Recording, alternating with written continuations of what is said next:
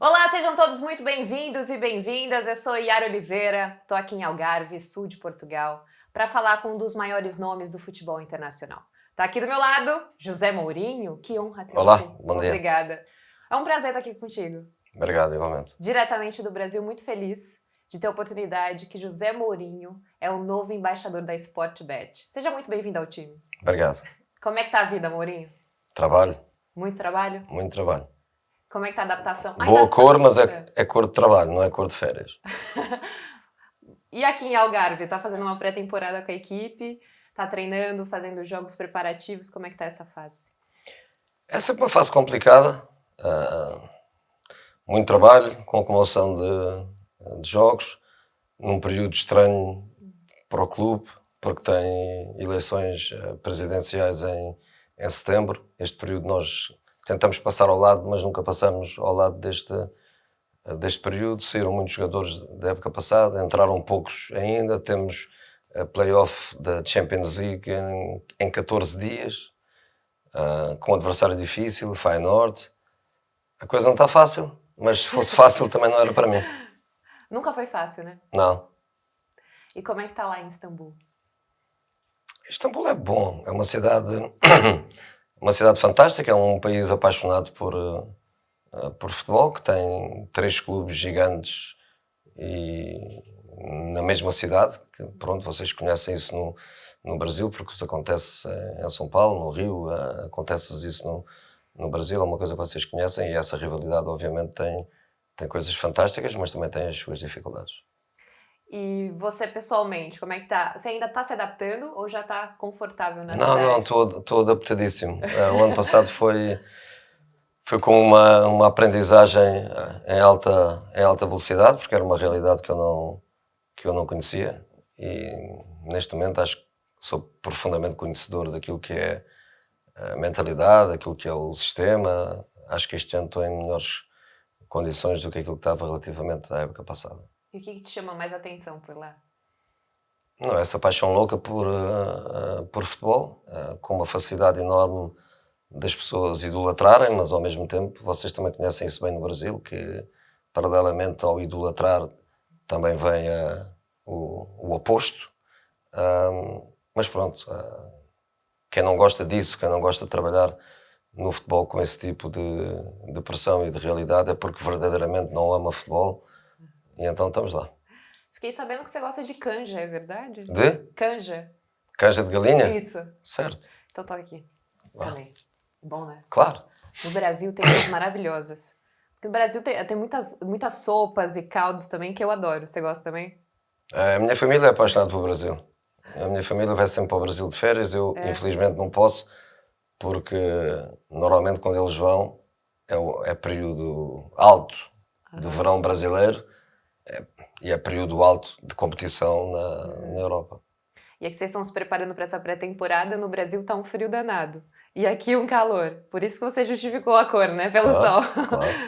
E é bom para uma pré-temporada também ter vários climas diferentes também para se adaptar, Sim, chegamos forte, né? mas nós temos em Istambul, na Turquia, neste momento está muito, muito, muito calor. Estão mais ou menos average 5, 6 graus a mais do que aquilo que nós temos em Portugal.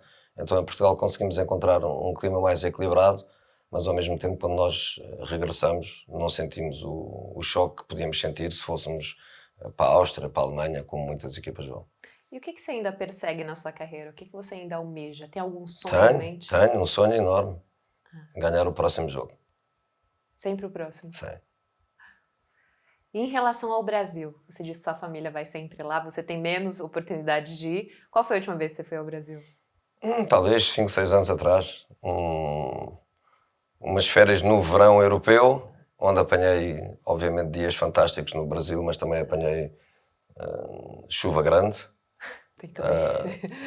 Mas também nesses momentos de chuva ficava no quarto a ver futebol brasileiro, a ver comentadores brasileiros a falar. Acho que é super divertido Por quê? para quem não trabalha lá. É super divertido para quem não trabalha lá. Para quem trabalha lá, obviamente que é um nível de crítica, com um nível às vezes de humor sarcástico um bocadinho exagerado, Mas como se diz lá na minha Inglaterra, porque a Inglaterra é praticamente o meu país, a minha base é lá, não é em Portugal. Como eles dizem lá, is good fun. Então você acha que a gente pega pesado lá no Brasil com os Pesado, jogadores? pesado. É, com os Pesado. técnicos também? Pesado. Você acompanhou os brasileiros no Mundial? No Mundial de Clubes? Sim. Não, Não assistiu? pouco. Torcia muito pelo Renato, torcia muito pelo Fluminense, não porque eu tenha qualquer ligação com clubes, a mim dá-me igual. Fluminense, Flamengo, Palmeiras, São Paulo. São Paulo não, São Paulo tem Lucas Moura e Lucas Moura para mim é dos jogadores com quem eu trabalhei, que eu posso dizer, amo aquele cara. E com o Renato nunca tivemos a oportunidade de nos conhecer, mas é um cara que me diverte, é um tipo genuíno, que não esconde aquilo que é, e eu estava ali atrás a torcer por ele.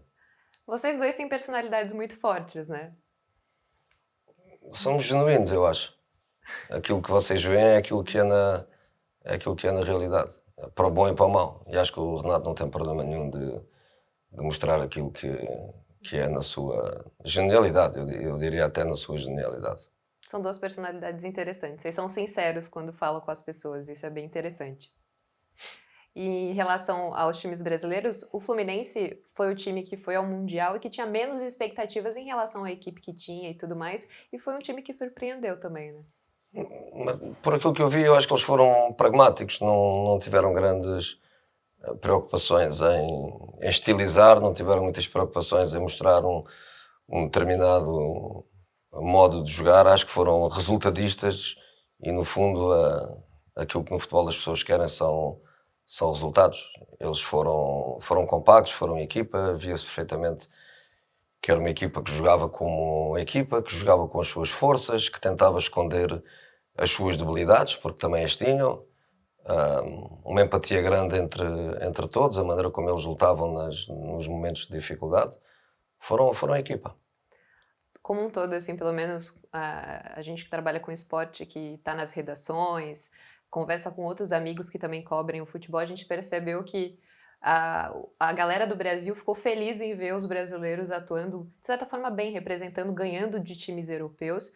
E a pergunta que eu queria fazer contigo é justamente essa. Você acha que os clubes brasileiros estão preparando bem as equipes, os jogadores, para saírem do país, atuarem em outras ligas e irem muito bem também?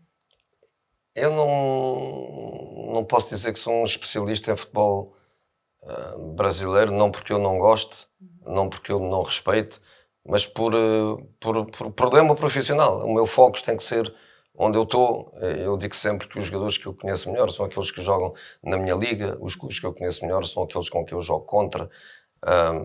Mas há uma pergunta que eu às vezes faço a mim próprio, porque há 25 anos atrás, ainda antes de eu começar como primeiro treinador, eu ia muito ao Brasil como assistente do Futebol Clube do Porto, como assistente do Barcelona, ia muito ver, e praticamente nós íamos ver os jogadores brasileiros e era muito difícil encontrar um jogador não brasileiro. Hoje em dia o futebol brasileiro importa muito, não é só um país exportador de talento, um país onde se ia à procura do talento. Importam muito. E depois na minha maneira de ver, há dois modos de importar. Há a importação, porque o Brasil hoje em dia é um país economicamente, com futebol economicamente mais forte do que os outros países da América do Sul, e então é normal que apareça o colombiano, o equatoriano, o uruguai, é normal que apareçam lá, mas ao mesmo tempo faz regressar a casa jogadores já com muitos quilómetros na Europa. E esses jogadores com muitos quilómetros na Europa, eu pergunto a mim mesmo se ajudam ao desenvolvimento do futebol brasileiro ou bloqueiam um bocadinho a ascensão de outros jogadores mais jovens. Eu não conheço, é uma pergunta que eu faço a mim próprio, mas eu como nasci nos anos 60 e comecei a amar futebol nos anos 70, 80, por aí fora, para mim o Brasil foi sempre uma referência em termos de talento, e agora vê-se menos talento a chegar ao futebol europeu. Então o jogador brasileiro tem algo diferente que você só encontra nos brasileiros, é isso? Claro. Eu Eu e alguns amigos do futebol dizemos sempre, uma pessoa vai a passear em Copacabana, dá um pontapé numa pedra e sai um jogador talentoso lá de baixo. São tantos. E qual que foi aquele jogador brasileiro de tantos que você trabalhou, teve a oportunidade de trabalhar e ajudar a formar também? Qual foi, assim, o que mais diferente que você olhou assim e falou, meu Deus, esse jogador é diferente? É mais diferente no sentido em ter contribuído grandemente para a minha aceleração de cabelo branco foi o Carlos Alberto no Porto. Que era um miúdo com 18 anos que chegou lá e fez história, ganhou a Champions, é o segundo jogador mais jovem de sempre a marcar um gol numa final de uma Champions. O primeiro jogo que ele fez quando chega à Europa é jogar contra o Manchester United na Champions League. O Carlos foi um jogador que teve um impacto tremendo e eu também era um jovem treinador, tinha começado há pouquíssimo tempo. Mas era um rapaz super divertido, mas eu volto a dizer, contribuiu bastante para isto. Depois tive sempre jogadores brasileiros fantásticos, começando nessa equipa. O Deco foi um jogador fundamental e que depois teve uma carreira posterior.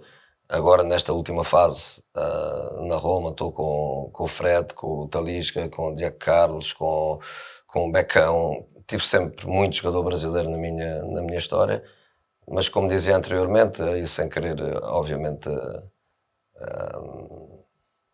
ferir suscetibilidades, mas o meu Darley no Porto e o Lucas Moura no Tottenham são daqueles que, mas outros, o Clayton, há muito jogador brasileiro que para mim não foi só um jogador e que depois ficaram como amigos para a vida. Hoje o Clayton deve ter 50 e tal anos, o Lucas já passou os 30, o Darley já deve ter também mais de 50. São amigos que ficam para a vida. E o Lucas Moura, você ainda tem contato? Você conversa com Claro, ele? É? claro. Mas podem estar tranquilos lá em São Paulo que eu não vou tentar trazê-lo para a Europa de novo. Ele é um jogador muito dedicado, que por conta da idade, o desgaste físico também gera algumas lesões, inclusive ele está lesionado, está fora do São Paulo por enquanto, está se recuperando, mas a gente percebe que é um jogador que se dedica muito ao trabalho e que se entrega, treina muito bem, inclusive quando está machucado, se dedica muito para voltar o mais rápido possível. Você acredita que você influenciou ele de alguma maneira também? Não sei. Eu acho que ele se dedica a tudo. Eu acho que ele se dedica a tudo aquilo que ama e a tudo aquilo que ele sente responsabilidade de. A sua relação com a família, a sua relação com os colegas, com o clube. É o tipo de jogador que mesmo estando lesionado e mesmo estando numa fase já final da sua carreira, daqueles que nós dizemos, aquele no grupo, é e será sempre uma influência positiva. E depois são estes que quando acabam a carreira tornam-se pessoas de sucesso. Porque eu digo sempre aos jogadores, tu acabas a carreira aos 30, 35, vai lá, 40 no máximo, e depois tens mais de metade da tua vida para viver. Essa segunda parte da tua vida podes fazê-la com alegria, com sucesso, ou podes fazê-la com tristeza, com frustrações e com problemas. O Lucas é daqueles que vai ser seguramente muito feliz nesta segunda parte da vida dele. Então, torcida do São Paulo, fiquem tranquilos que o Mourinho não quer o Lucas Moura, viu? Não quero. Quero só que ele seja feliz lá. Mas tem algum jogador do Brasil que você gostaria de treinar, de ter essa oportunidade, que você acha que é especial também, que tem um futebol diferente?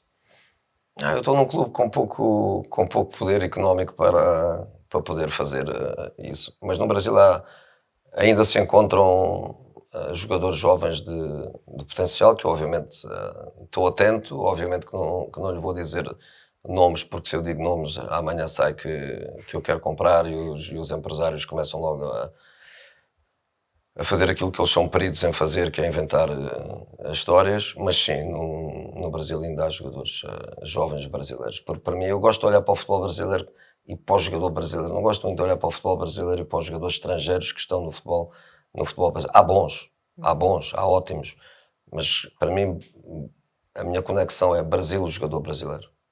Mas teve um nome aí que foi veiculado ao Fenerbahçe há alguns meses e tudo mais, que é o nome do Neymar, que está hoje no Santos. Não. Não teve nada? Não. Eu acho que ele não está nem aí. Acho que ele tem um estatuto e uma situação onde ele pode escolher o seu futuro, pode escolher onde ele está mais feliz, já ganhou a nível europeu a competição maior, já ganhou na Arábia financeiramente aquilo que nem vale a pena pensar quantos zeros é que são. Agora volta ao Brasil, volta à sua paixão, seguramente está mais interessado num ano que é o ano que termina com a Copa do Mundo, que para vocês brasileiros é uma coisa importantíssima, e para ele que tem tido tantas frustrações como jogador da Canarinha, acho que este ano para ele vai ser um ano de grande focos naquilo que vai ser o Mundial nos Estados Unidos. Existe uma grande expectativa de que o Neymar possa contribuir muito com a seleção brasileira ainda, que ele teria futebol para isso, teria que tratar suas lesões. Muito se fala que ele poderia se dedicar um pouco mais para isso, para realmente servir a seleção, e aparentemente está fazendo isso, como você bem disse. Você acha que a seleção brasileira ainda depende do Neymar? A seleção brasileira tem um treinador fantástico, que não é só um grande treinador, é também um grande gestor, é também um grande condutor de homens, está habituado a liderar jogadores também de grandes egos e jogadores de grande perfil. A carreira dele, Real Madrid, Milan, Bayern, para ele, ao contrário daquilo que pode acontecer com outro tipo de treinador, para ele não há impacto no sentido de tem dificuldade em ser treinador do Neymar, tem dificuldade em ser treinador do Vinícius, não tem dificuldade nenhuma. Acho que o nível deles como jogador é inferior ao nível do Carlos como treinador, porque o Carlos ganhou muito mais do que aquilo que eles ganharam. Portanto, eu acho que nesse sentido o Carlos está em absoluto controle. Aquilo que eu estou convencido é que o Neymar, para ser feliz com o Carlos, tem que ir na direção do Carlos, não o Carlos na direção do Neymar. O Neymar é um jogador com um talento incrível, o Brasil precisa, obviamente, de talento. Aquilo que às vezes se vê um bocadinho que é a descaracterização do futebol brasileiro tem um bocadinho também a ver com a troca do talento por outras qualidades que também são importantes no futebol, mas o futebol brasileiro terá sempre que ser com base o talento fantástico que os jogadores têm, e o Carlos é a pessoa certa para estar ali. Eu não quero meter pressão nem esperanças, porque obviamente que no Mundial há 4, 5 equipas que podem ganhar, Portugal pode, mas o Brasil, com todo este talento, com experiência de jogadores, porque há muitos jogadores já num nível de experiência importante, jogadores que sabem o que é ganhar, Marquinhos, Vinícius, Rodrigo, há uma série de jogadores que sabem o que é ganhar. Com o Carlos eu não tenho problema nenhum em dizer que o Brasil pode. E antes do Carlos chegar à seleção brasileira, o seu nome foi mencionado no Brasil como um possível nome para ser o técnico da seleção brasileira. Aconteceu mesmo uma proposta? Teve uma procura? Diretamente não.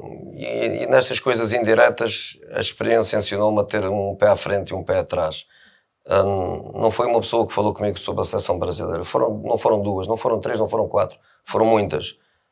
Empresários, ex-jogadores, contacto, eu represento a CBF, eu represento não sei quem, e a experiência ensinou-me a ir com o pé à frente e com o pé atrás, mas também honestamente porque era uma coisa que não me interessava, e então nem sequer procurei desenvolvê-la. Eu estou fora de Portugal desde 2004 e acho que o meu país não aceitaria que eu treinasse uma seleção que não fosse a minha. Portanto, acho que o meu destino em termos de seleções, porque é uma coisa que eu quero fazer, acho que o meu destino em termos de seleções é fazer um campeonato do mundo com a seleção portuguesa. Então você nunca pensou, por exemplo, em comandar a seleção brasileira? Não, nunca pensei. Só Portugal? A minha primeira experiência como treinador de seleção eu acho que tem que ser com Portugal, e depois as pessoas já entenderão que eu como profissional posso treinar seleções, mas sempre seleções com as quais eu tenho qualquer coisa que me una. Com o Brasil, obviamente, pela relação histórica entre os nossos países, Inglaterra porque é a minha casa, Itália porque trabalhei lá há tantos anos, e há uma série de seleções que eu diria sim, mas a minha primeira experiência em seleção tem que ser a minha. E a sua relação com Portugal é muito forte e bem bonita.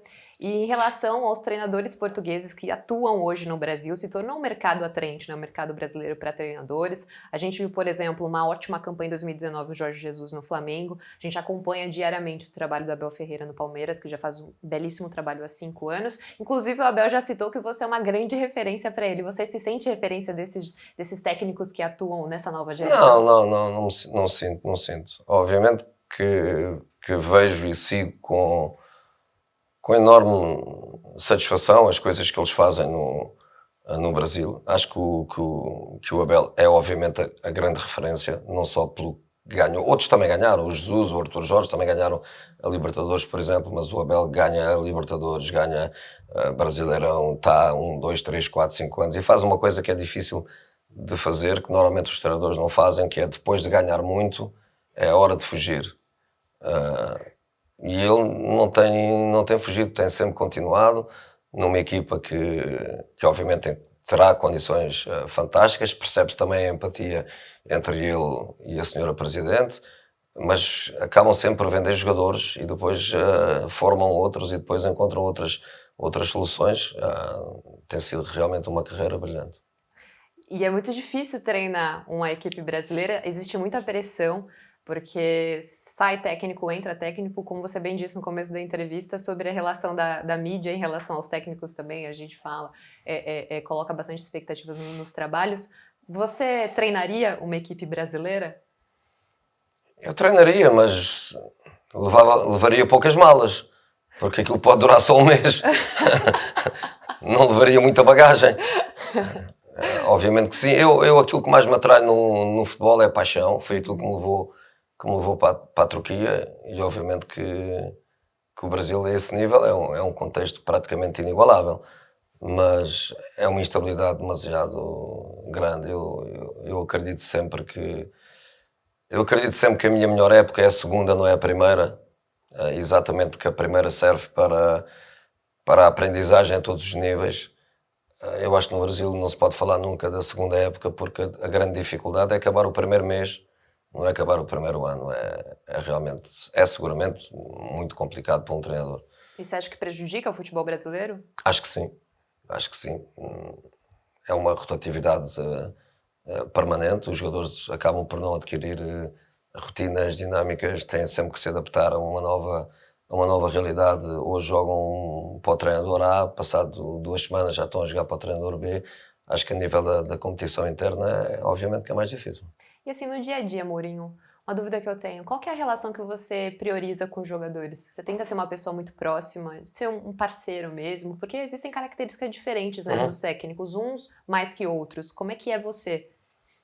Eu sou próximo, eu diria mesmo muito próximo, que significa quase uma relação paternal, digamos assim, e eu não concebo uma relação paternal sem olhos nos olhos, sem honestidade, sem amor. Não quer dizer, obviamente, sem ódio, obviamente que não se trata de ódio, mas sem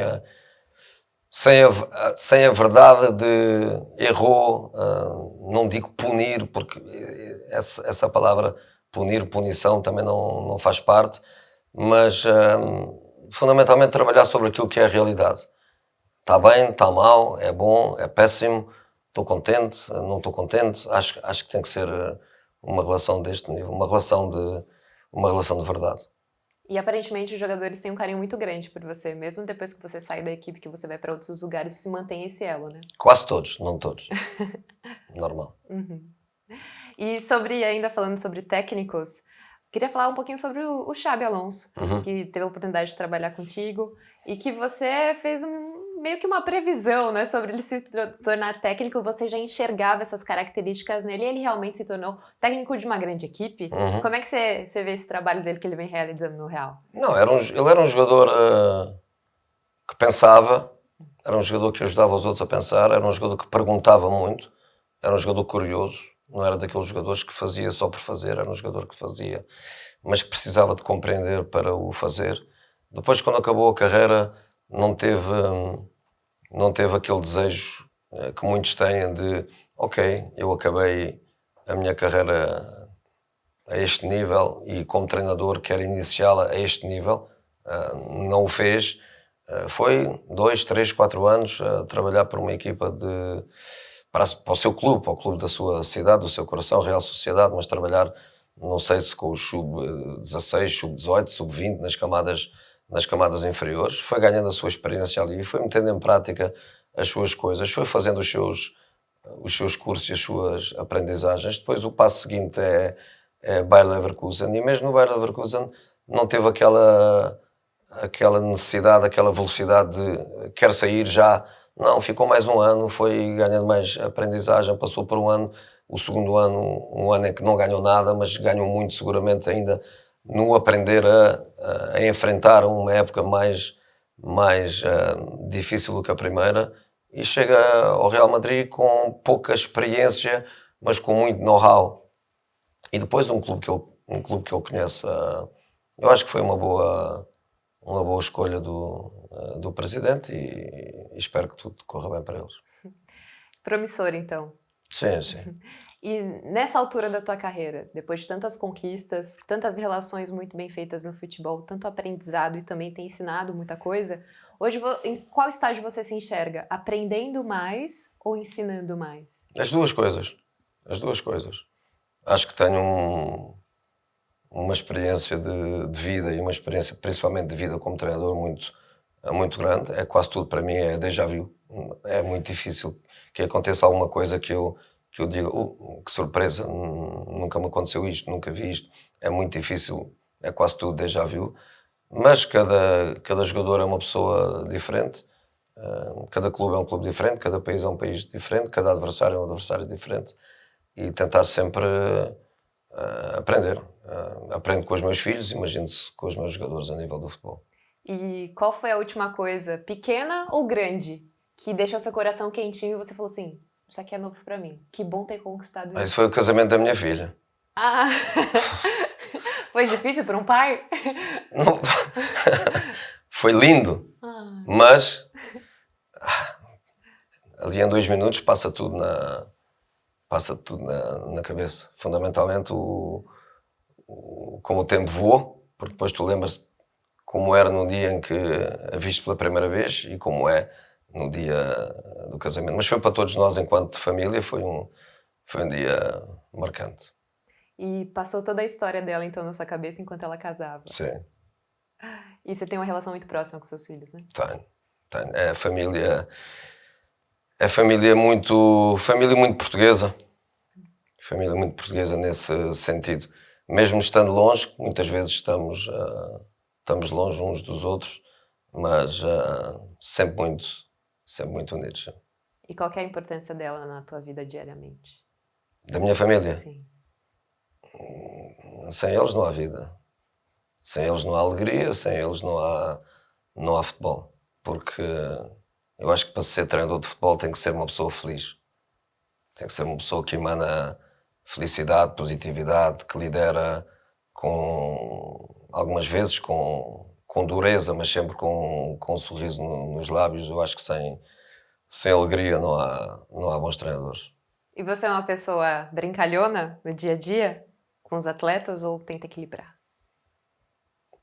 Tento ser eu próprio. Num momento de felicidade, num momento de partilha positiva, estou lá, sou um deles. Mas depois também há os momentos difíceis, os momentos negativos, mas eu acho que a proximidade, eu acho que a empatia também dá ao treinador uma capacidade maior para depois ser agressivo, exigente, crítico, e é aí que se encontra o equilíbrio. Este é Mourinho, então? É. Mourinho, para a gente terminar, eu gostaria de fazer algumas perguntas bate-pronto, assim. Eu tento. Então vamos lá. O maior jogador de todos os tempos? Eu acho que é uma injustiça, e quando ouço alguém dizê-lo, sinto alguma coisa que não gosto. As novas gerações não sabem, mas não conhecem Pelé em profundidade, não conhecem Eusébio em profundidade, não conhecem Beckenbauer em profundidade, depois comparar aquilo que era o futebol deles com o futebol de hoje, as condições deles com as condições de hoje. Se quisermos ir ao detalhe, até detalhes um bocadinho cómicos, a bola de hoje e a bola de há 40 anos. A bola de há 40 anos, quando chovia, pesava 10 quilos, agora voa. O jogador que mais te fez crescer como treinador? Messi. Por quê? Porque cada vez que jogava contra ele, obrigava-me a pensar muito.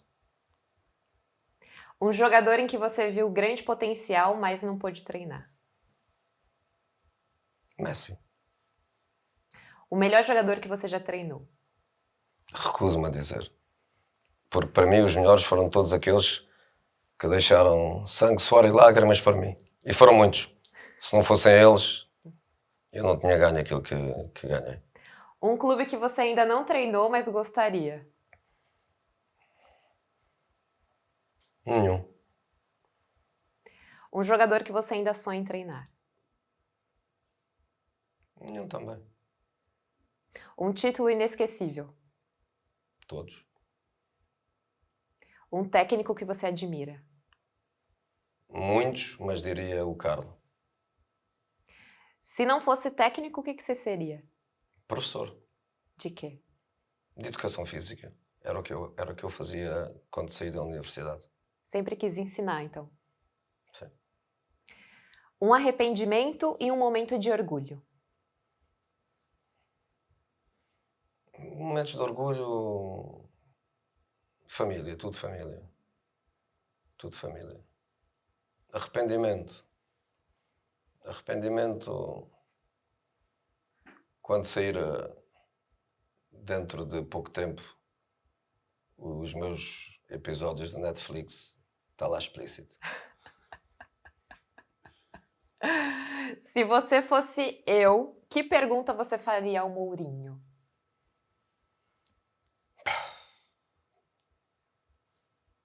És um cara feliz? É um cara feliz? Super. Super.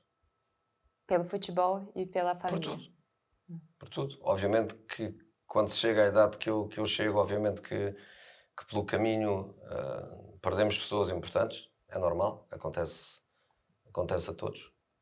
E essas pessoas importantes que eu fui perdendo ao longo da vida, inclusive alguns animais muito, muito importantes na minha família, são tudo momentos difíceis, momentos duros, mas na globalidade, sim, na globalidade sou muito feliz.